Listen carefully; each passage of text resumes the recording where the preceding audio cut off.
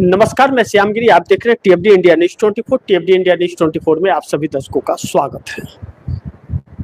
लोकसभा के अंदर इस वक्त बहस चालू है।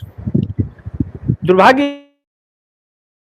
बीती रात मोदी सरकार ने जिस महिला आरक्षण का नोटिफिकेशन जारी कर दिया उस है जिससे इनकार नहीं किया जा सकता कि इंडिया गठबंधन के 234 सांसदों ने हिला दिया पूरी मोदी सरकार को। छटपटाने लगी है मोदी सरकार, क्योंकि अब इस सरकार के पास बहाना और जुमले के अलावा कुछ बचा नहीं है। बैकफुट पर आ गई है। इस सरकार की असली हकीकत सामने आ गई है कि इस सरकार के पास बहुमत नहीं है। सहयोगी दलों में से भी 41 सांसद इसके साथ नहीं है। ऐसे में एक महत्वपूर्ण बिंदु यह है कि दक्षिण के राज्यों में जिस तरह यह सीटें घटा करके और बढ़ाना चाह रही है दूसरे जगह पर, जैसे तमिलनाडु, कर्नाटक, आंध्र प्रदेश, केरल, तेलंगाना, दक्षिण भारत, अब 5 राज्यों की तुलना में, दक्षिण के 5 राज्यों की तुलना में हिंदी भाषी जगहों के 2 राज्य में उतनी सीटें बढ़ाई जा रही हैं। जितनी 5 राज्यों में नहीं बढ़ रही है उतनी सीटें 2 राज्यों में हिंदी भाषी जगहों में बढ़ाई जा रही है। लड़ाई, या इसे लड़ाई नहीं, इसे हक कहते हैं और इसे छल कहते हैं कि मोदी सरकार छल कर रही है, एक धोखा दे रही है महिला के नाम पर। अब चूंकि नोटिफिकेशन जारी हो गया है और 33% आरक्षण की बात है, तो यह नरेंद्र मोदी ने नहीं कर लिया, विपक्ष ने इसमें साथ दिया था 2023 के अंदर। तो अब यह सरकार इस बिल को बगैर परसीमन का अपने मन से अगर करती है जारी, हिंदी भाषी जगहों पर ज्यादा कर देती है, बाकी जगहों पर कम करती है, तो भी जंग छिड़ेगा, सामान करना पड़ेगा। तो उसके लिए जाति जनगणना का होना, परिसीमन का होना, जनगणना का होना जरूरी है और यह सरकार ऐसा कुछ करने को तैयार नहीं है। ऐसे में मोदी ने बहुमत एक तरह से खो दिया है इस बिल को लेकर के, लोकसभा के अंदर और राज्यसभा के अंदर। राज्यसभा में भी इसके पास में बहुमत नहीं है और लोकसभा में भी बहुमत नहीं है।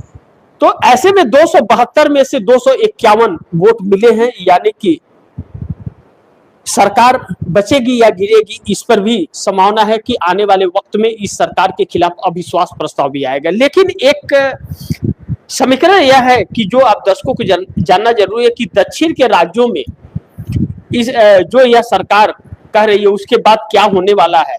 अभी जो सीटें हैं और 50% बढ़ने के बाद और महिला सीटों में जो चीजें आ रही है, तमिलनाडु के अंदर 39 सीटें हैं और उसे 59 करने की बात है, लेकिन वह यह चीज विधेयक में इसके लिखा हुआ नहीं है, इतनी बढ़ा नहीं रही है, कम कर रही है। लेकिन मैं 50% बढ़ती है तो की बात कर रहा हूं कि तमिलनाडु में 39 है, 59 होगी, जिसमें महिला की सीटें 20 हो जाएंगी, 20 महिला सीटें हो जाएंगी। कर्नाटक में 28 है, 42 होगा, 14 महिला की सीटें हो जाएंगी।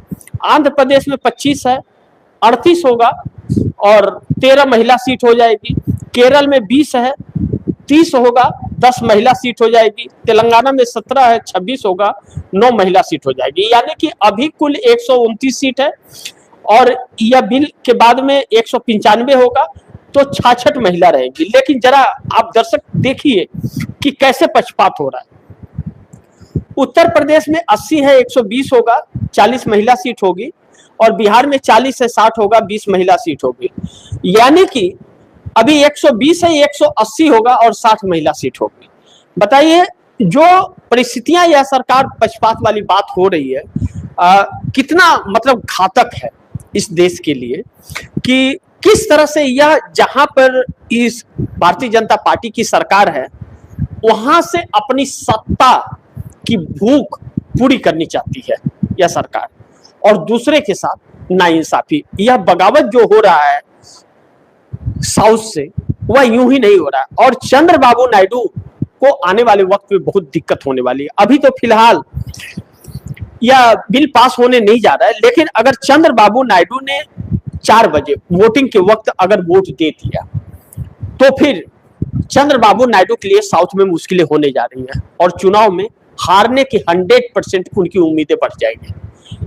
ऐसे में नरेंद्र मोदी का चुनाव आयोग, यह सारी चीजें हैं, क्या होगा नहीं होगा यह वक्त बताएगा। अभी कुछ कहना बहुत जल्दबाजी है। लेकिन बिहार से नीतीश कुमार दिल्ली नहीं आए, बिहार में ही कहा जा रहा है कि नहीं आएंगे, दिल्ली ही नहीं आएंगे या फिर दिल्ली आएंगे। उनके लिए घर अलॉटमेंट किया गया है। अमित शाह, कानून मंत्री अर्जुन मेघवाल, चिराग पासवान, इन लोगों के बीच में ही कहीं मकान दिया जा रहा है, रहने के लिए अलॉटमेंट हो गया, बिहार में हो गया है। अभी तक सीएम आवास बिहार में पूरी तरह से खाली नहीं हुआ है। अब 20 तारीख को नीतीश कुमार बैठक करने जा रहे हैं जेडीयू का, बड़ी बैठक होगी और बैठक में बहुत कुछ फैसले होंगे। कहा यह जा रहा है कि नीतीश कुमार अब दिल्ली में बड़े खेल की तैयारी में, मैं नहीं जानता किस खेल की तैयारी में है, उनके ऊपर कितना भरोसा किया जाए नहीं किया जाए। अभी से कुछ वक्त पहले लल्लन सिंह, जो भाजपा की बोली बोलते हैं, नीतीश कुमार की पार्टी में स्लीपर सेल कहे जाते हैं, मोदी के तारीफ में कसीदे पढ़ रहे थे।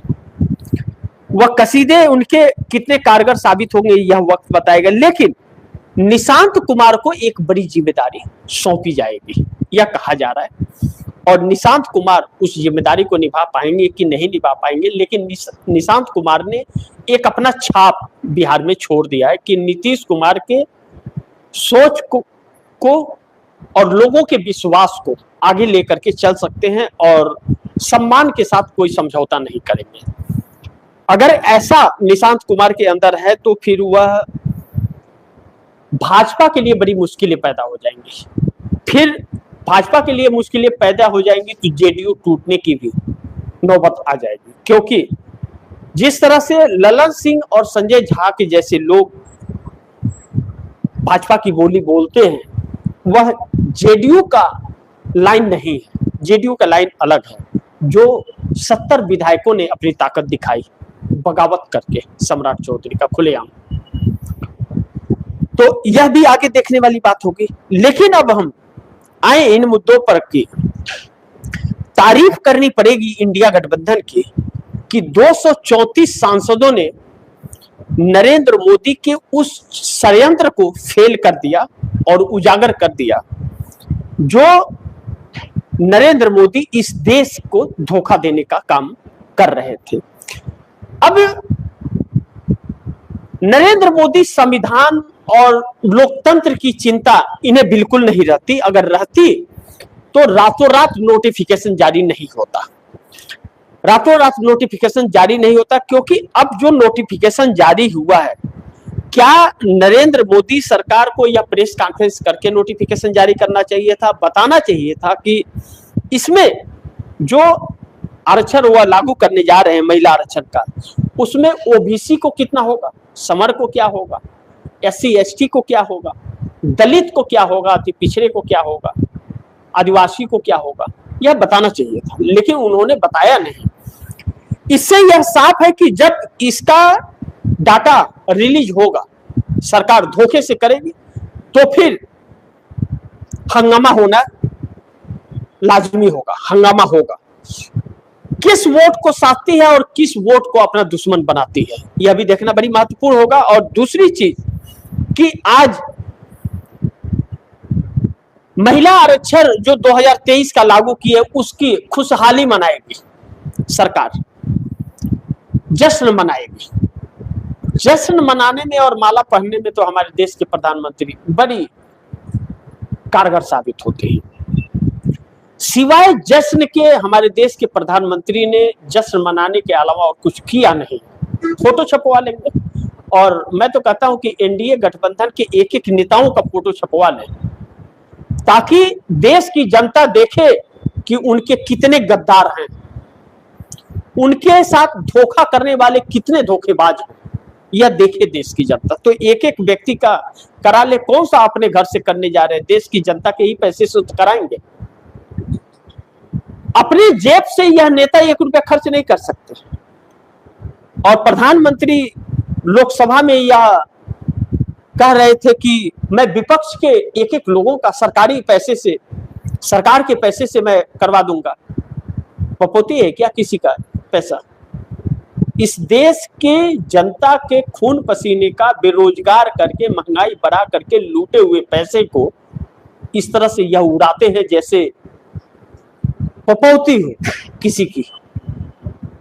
कोई कदर नहीं है। अपने शानो शौकत में इनको कमी नहीं आनी चाहिए, भले देश गुलाम हो जाए। कर्ज के ढेर पर बैठी हुई सरकार और राज्यों को कर्ज में डुबोई हुई सरकार ऐसो आराम में है, और महिला की आड़ में यह अब नए नए षड्यंत्र रच रही है। बहरहाल इसमें कुछ महिलाएं भी शामिल हैं इनके साथ। वह कौन है, क्या है, कैसी है? दिखती तो बहुत मुंगेरी लाल के जैसे है, हसीन सपनों के जैसे, लेकिन अंदर क्या है मैं नहीं जानता। लेकिन लोग बहुत कुछ कहते हैं। जिस देश में युवाओं के रोजगार, शिक्षा और स्वास्थ्य, महिलाओं के सम्मान की बात होनी चाहिए थी, वहां सत्ता की भूख मिटाने की राजनीति चली जा रही है। यह दुर्भाग्य नहीं तो और क्या है। जो प्रधानमंत्री यह कहते थे कि हम तीसरी सबसे बड़ी इकोनॉमी बन जाएंगे, वह छठी पर आ गया। कल रात ही जब इन्होंने नोटिफिकेशन जारी किया तो आईएमएफ का आंकड़ा भी आया, 6ठे नंबर पर आ गया। और आगे कितने नंबर पर जाएगा इसकी चर्चा ही नहीं है। फिर भी देश विकास कर रहा है, फिर भी देश विकास कर रहा है। करोड़ों लोगों को इस देश की नागरिकता से और वोट से वंचित किया जा रहा है, फिर भी देश विकास और संविधान की बात कर रहा है।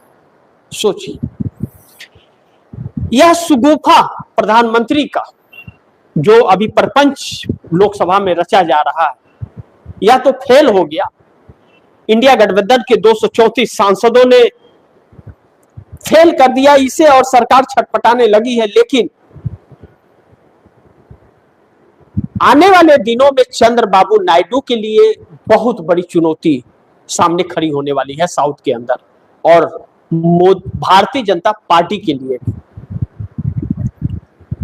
जो छल कपट साउथ के साथ या गोवा या पंजाब, चंडीगढ़, जम्मू कश्मीर, पश्चिम बंगाल, नागालैंड, मिजोरम, मणिपुर, अरुणाचल, सेवन सिस्टर और आसाम के साथ किया जा रहा है, जवाब देना पड़ेगा। अब 2029 तक सरकार चलेगी कि उसके पहले सरकार मध्यवर्ती चुनाव हो जाएगा, यह तो वक्त बताएगा। लेकिन बहुत कुछ तस्वीर बदलने वाली है, जिसको लेकर के मोदी सरकार छटपटा रही है, और इसकी छटपटाहट यह बता रही है कि इसका अंत नजदीक है। वह जादू इसका चल नहीं पा रहा है। इस बार जिस षड्यंत्र के साथ चुनाव आयोग ने खेल किया है, चुनाव आयोग को भी वह भारी पड़ जाएगा अगर जनता ने अपना फैसला सुना दिया। जिस दिन चुनाव आयोग का षड्यंत्र भी इस सरकार के काम नहीं आ पाएगा। देश को एक ऐसे मोड़, ऐसे संकट पर लाकर के इस देश ने खड़ा कर दिया है कि जैसा मैंने कहा कि जहां बेरोजगारी और महंगाई और महिलाओं के सम्मान की सबसे बड़ी चुनौती इस देश के सामने है कि महिलाएं अपनी आबरू बचाती फिर रही हैं। घर में परिवार की धड़कनें बढ़ी रहती हैं जब वह बाहर जा रही है, तो मजदूर को मजदूरी नहीं मिल रहा है और लगी हुई नौकरियां जा रही है। ऐसे में यह सरकार सत्ता का प्रपंच जब रचती है तो फिर देश की जनता को भी यह समझना चाहिए। अब विपक्ष को बदनाम करने की तो पूरी प्रपंच इसने रात को रच दिया महिला आरक्षण लागू करके, लेकिन लागू किया तो कैसे किया यह बता नहीं रही है अभी तक। किस वर्ग को कितना आरक्षण मिलेगा या अपने मनपसंद से देगी, यह बड़ी महत्वपूर्ण है। देखना यह बहुत दिलचस्प होगा, लेकिन अभी तो पिक्चर शुरू हुई है, अभी बहुत कुछ देखना बाकी है। कहते हैं विनाश काले विपरीत बुद्धि, विनाश होना होता है तो बुद्धि भ्रष्ट हो जाती है। इस सरकार का भी यही हाल हो रहा है इस वक्त, क्योंकि यह महिला आरक्षण जो संविधान कहता है कि आप पहले जनगणना करा लीजिए, जाति जनगणना करा लीजिए, परिसीमन कराइए, उसके बाद लागू होगा। क्यों इतनी छटपटाहट है कि बिना जनगणना का, बिना परिसीमन का, बिना जाति जनगणना का हम करेंगे? कौन होता है कोई नेता करने वाला? करना है तो आप कानून पास हो गया, आप जो बोले थे उस वक्त उसके हिसाब से कीजिए, उसके हिसाब से नहीं कर रहे। इसीलिए तो विपक्ष को भरोसा नहीं है, क्योंकि विधेयक में इन्होंने नहीं लिखा है कि 50% हर राज्यों के बढ़ेंगे, उन्होंने उसमें ऐसा कुछ भी नहीं लिखा है। और चर्चा इस बात की है, इस बात का हुआ है आंकड़ा कि 1.5 गुना से ज्यादा हिंदी भाषी जगहों में बढ़ेंगे और 1.5 गुना से कम साउथ के राज्यों पे बढ़ेंगे। अभी यह सब कुछ देश के सामने आ चुका है। तो बाकी आप दर्शकों की क्या राय है, क्या सुझाव है, कमेंट बॉक्स में जरूर दीजिएगा। इस खबर को ज्यादा से ज्यादा शेयर कीजिए, अपने दोस्तों को भी कहिएगा आगे शेयर करें। और आपने अगर टीएफडी इंडिया न्यूज़ 24 को सब्सक्राइब नहीं किया, सब्सक्राइब कर लीजिए, अपने दोस्तों को भी कहिएगा सब्सक्राइब करें। मिलते हैं अगली खबर के साथ, तब तक के लिए नमस्कार।